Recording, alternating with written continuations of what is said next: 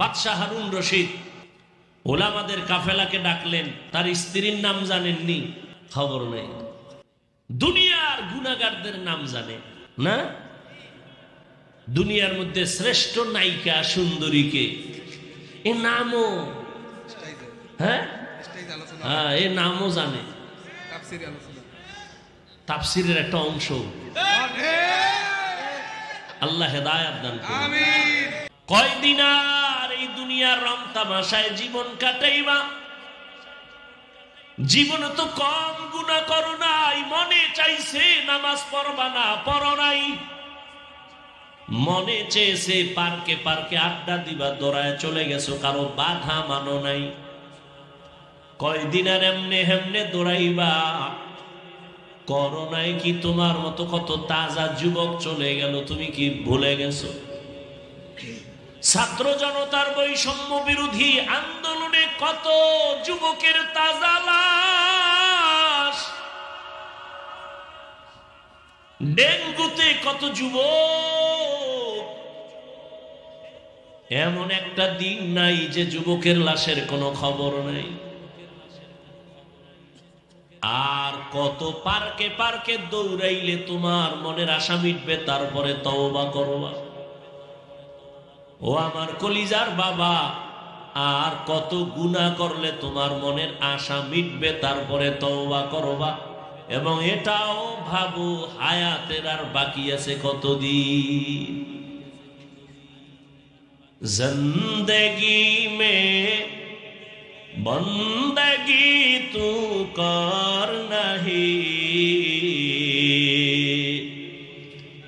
জিন্দেগি মে বন্দগি তু কর নাহি,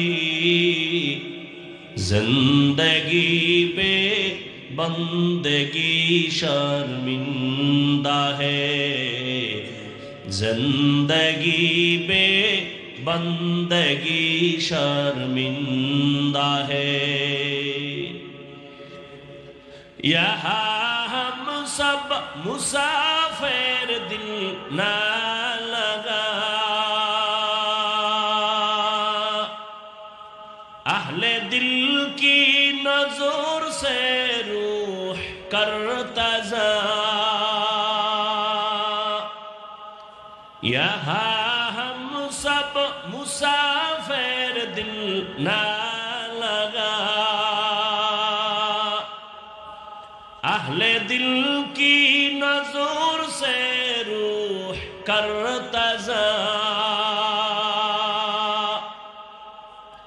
शाह दौलत सब फकीर गर नेक ने है, शाह दौलत सब फकीर गर नेक ने है, जिंदगी में बंदगी तू कर नहीं, जिंदगी में बंदगी तू कर नहीं, जिंदगी बे बंदगी शर्मिंदा है, जिंदगी बे बंदगी शर्मिंदा है, जिंदगी में बंदगी कुन बंदगी, बंदगी बे जिंदगी शर्मिंदगी। বাদশাহ হারুন রশিদের নাম শুনছেন? বাদশাহ হারুন রশিদ একদিন তার রাজপ্রাসাদে ওলামাদের একটা কাফেলা জমা করলেন দাওয়াত মেহমানদারির জন্য। উঠা বসা করলে আমি দোয়া করে দেব। তো উলামাদের কাফেলা বাদশাহ হারুন রশিদের রাজপ্রাসাদে হাজির। বাদশাহ হারুন রশিদ একদিকে রাষ্ট্রপ্রধান, অন্যদিকে আল্লাহর প্রিয় একজন ওলিয়ে কামেল। রাষ্ট্রপ্রধান তো তিনিই হবেন, যে জনগণের ইমামতিও করবে, মসজিদে আবার জুমার খুতবা দেওয়ার অধিকার রাখবে। আর আমগো অবস্থা, জনগণের প্রতিনিধি ইমামতি করবে দূরের কথা, সালাম দিতে পারে না। সালাম দেয় সালাম আলাইকুম, স্টাইল সালাম আলাইকুম, মানে তোর উপরে আল্লাহর গজব। তো হে ঘুরায় খাও আলাইকুম, তোর উপরে আরো আগে। বাদশাহ হারুন রশিদ ওলামাদের কাফেলাকে ডাকলেন, তার স্ত্রীর নাম জানেননি? খবর নেই। দুনিয়ার গুনাহগারদের নাম জানে না? দুনিয়ার মধ্যে শ্রেষ্ঠ নায়িকা সুন্দরীকে এ নামও, হ্যাঁ হ্যাঁ, এ নামও জানে, তাফসীরের একটা অংশ। আল্লাহ হেদায়েত দান করুন। অথচ দুনিয়াতে যাদের অক্লান্ত অবদান, মনীষী আল্লাহর প্রিয় গোলাম, এদের নাম আমাদের খবর নাই। বাদশাহ হারুন রশিদের স্ত্রীর নাম কি? জুবায়দা খাতুন। কি নাম? জুবায়দা খাতুন। তিনি ছিলেন কোরআনে হাফেজা। তার কাজের মহিলা ছিল 100, সবাই কোরআনে হাফেজা। যাই হোক, ওদিকে আমি যাব না। বাদশাহ হারুন রশিদ ওলামায়ে কেরামদের ডেকে যথেষ্ট পরিমাণ মেহমানদারি করালেন। এবার একটা প্রস্তাব দিলেন, প্রশ্ন করলেন, হযরত উলামায়ে কেরাম, আমি আপনাদের ডেকেছি আমার একটা অন্তরের ঝামেলা নিরসন করার জন্য। আমি বাদশাহ হারুন রশিদকে আপনারা চিনেন, আপনারা আমার দেশের সর্বোচ্চ লেভেলের আলেম। আমাকে একটু বলতে হবে আজ আপনাদের, আমি 5 ওয়াক্ত নামাজ পড়ি, আমি আল্লাহর বিধান পালন করার চেষ্টা করি। অতএব আমাকে বলবেন আমি বাদশাহ হারুন রশিদ কি জান্নাতি না জাহান্নামী? প্রশ্নটা খুব সহজ। ওলামায়ে কেরামদের মধ্য থেকে একজন একজন বলা শুরু করলেন, আপনি ভালো মানুষ, নেক আমল করেন, আপনি জান্নাতের পথে আছেন যদিও বলা যাবে, তবে নিশ্চিত জান্নাতি না জাহান্নামী এটা বলার কোনো উপায় নাই। এটা বলা যাবে না। এইভাবে পুরা কাফেলার সব আলেমের এক আওয়াজ, আপনি জান্নাতের পথে আছেন অথবা গুনার কারণে জাহান্নামের পথে আছেন বলা যাবে, কিন্তু নিশ্চিত আপনি জান্নাতি না জাহান্নামী এটা বলা। বাদশাহ হারুন রশিদ বলেন, তো আপনাদের ডেকে লাভ হলো কি? কি লাভ হলো?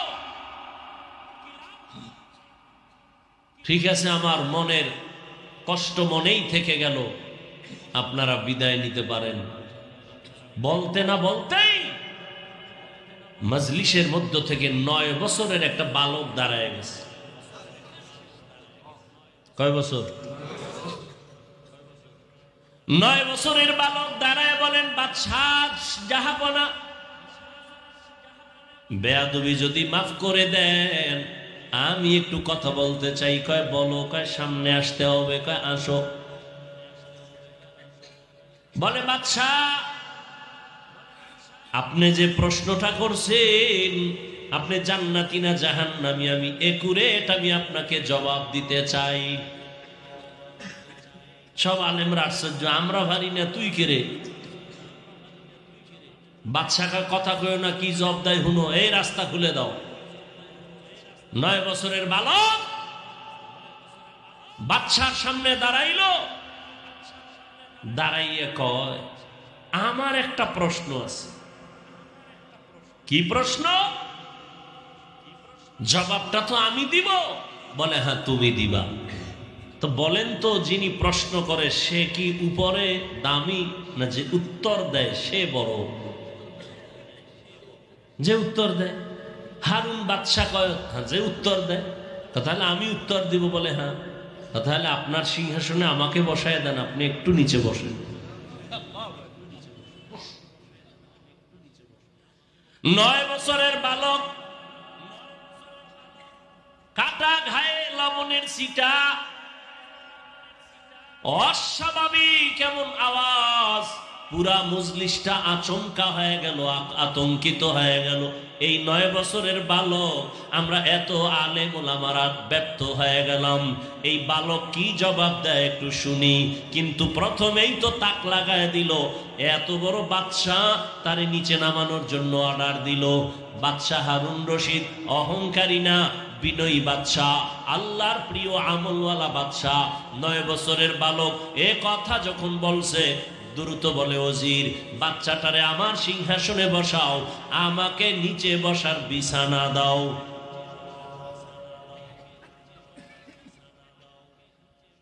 বাচ্চাটারে উপরে বসাইয়া বাচ্চা নিচে বসলো। মরিচ ডইল, ঝাল কমনি। হ্যাঁ, বাচ্চা সিংহাসনে বৈশা 9 বছরের বালক প্রথমে জবাব দেওয়ার আগে বলে, ও বাদশা তাকায় দেখেন, বেয়াদবি মাফ করবেন, এলেমের সম্মান তো এমনই হয়। কিসের সম্মান? এলমেরা জাজু করদান বেহিসাব, এলমেরা জাজু করদান বেহিসাব, খলকেরা দাদন জবাবে বাসওয়াব, হক না দারত দোস্তে খলকা জারেরা, নিস্তে ই খসলত একে দিনদারেরা। বাচ্চা ডাক দিয়া বলল, 9 বছরের বালক, এলেমের সম্মান তো এমনই হয়। রহমতের নবী কালেমার দাওয়াত দিবেন, কিন্তু চতুর্পার্শ্বে দুশ্মন ঘোরা।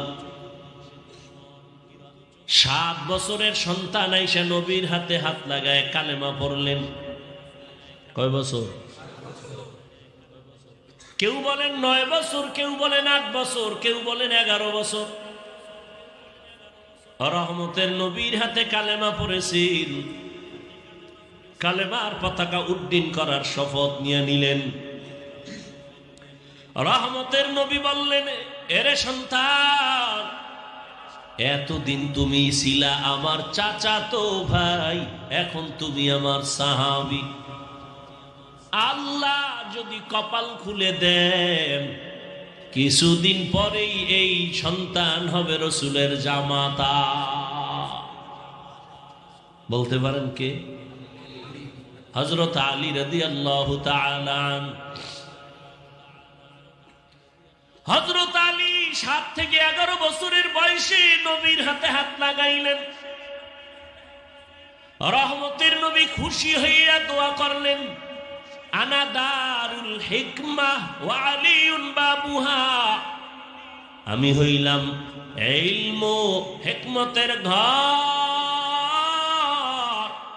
আর এই ইলম ও